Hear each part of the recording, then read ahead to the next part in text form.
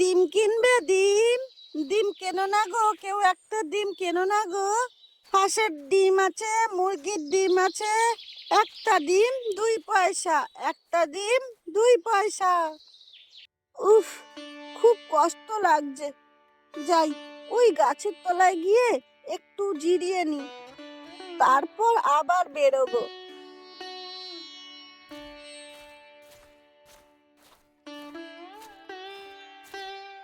বেলা গড়িয়ে গেল, আর মনে হয় কেউ ডিম কিনবে না। যাই, বাড়ির দিকে যাই।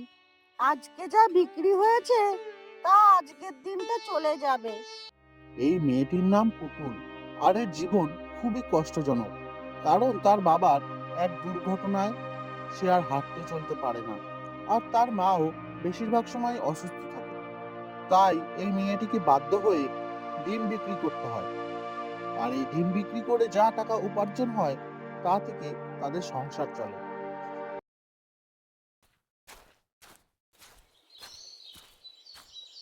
পুতুল, মা পুতুল, এসেছিস? একবার এদিকে আয় তো মা। হ্যাঁ বাবা, বলো। তোর মুখটা তো দেখি একবারে শুকিয়ে গেছে রে মা। আমি বুঝতে পারছি রে, তোর খুব কষ্ট হচ্ছে। সব আমার কপালের দোষ রে মা। তোকে এই বয়সে সংসারের হাল ধরতে হলো। না না বাবা, তোমাদের অত চিন্তা করতে হবে না। আমার কোনো কষ্ট হচ্ছে না। তুমি দেখো, একদিন সব ঠিক হয়ে যাবে। মা, ও মা, কোথায় গেলা মা? বাবা, মাকে তো দেখতে পাচ্ছি না। মা কই? তোর মা তো মনে হয় রান্নাঘরে আছে।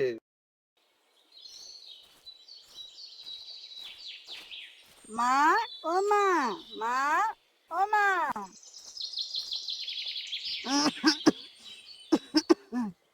হ্যাঁ মা, তুই এসেছিস? কিন্তু মা, আমি তো রান্নাঘরে কোথাও চালের ডাব্বাটা খুঁজে পেলাম না। তবে কি চাল বাড়ন্ত হয়েছে?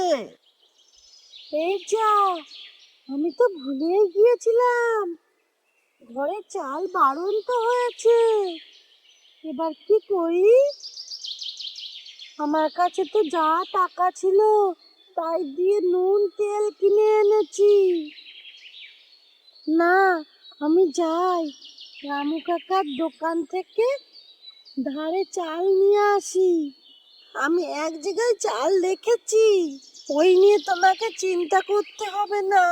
তোমরা বসো, আমি একটু আসি।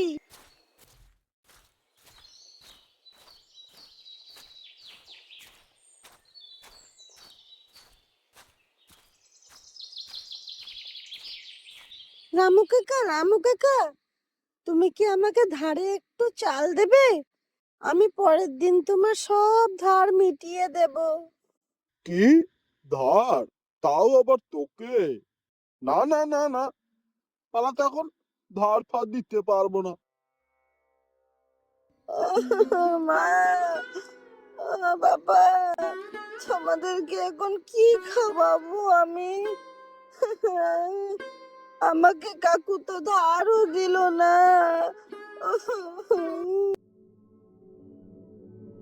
কে কাঁদছে মনে হচ্ছে? মনে হচ্ছে কেউ কাঁদছে। এ এ তো একটা বাচ্চা মেয়ে। এ মা, বাবা তোরা কাঁদছে কেন? যাই জিজ্ঞাসা করে দেখি গা তো কি হয়েছে, কাঁদছে কেন? না, এই মেয়ে, এই মেয়ে, তুই কাঁদছিস কেন? কি হয়েছে তোর?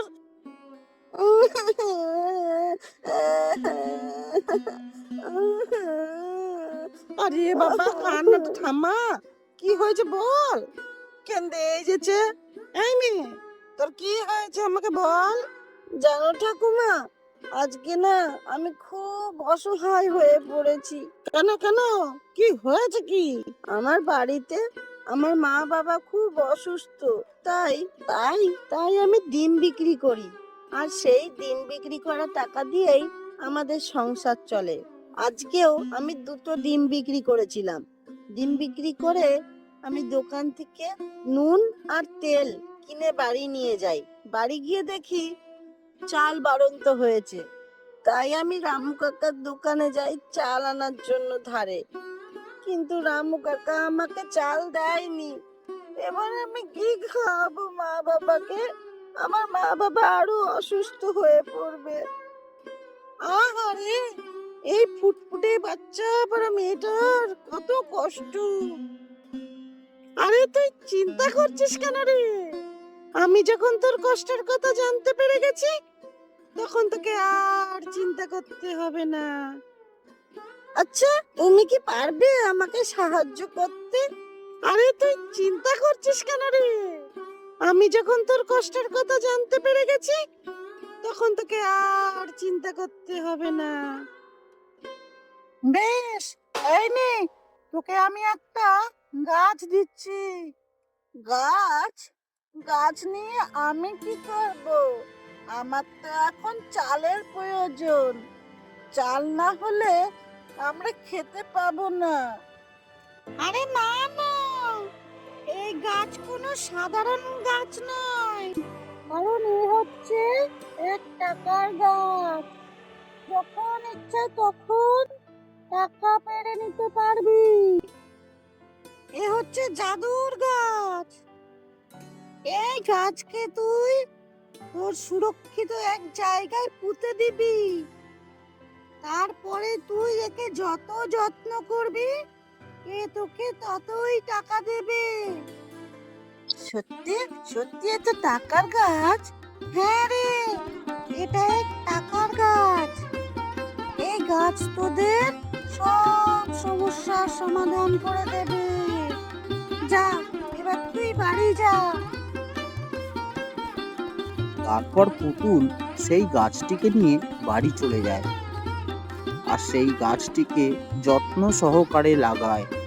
আর ইতিমধ্যে সে দেখে সেই টাকার গাছটি থেকে টাকাও ফলতে লেগে গেছে। এই টাকার গাছের জন্য পুতুলদের সব সমস্যার সমাধান হয়ে যায়।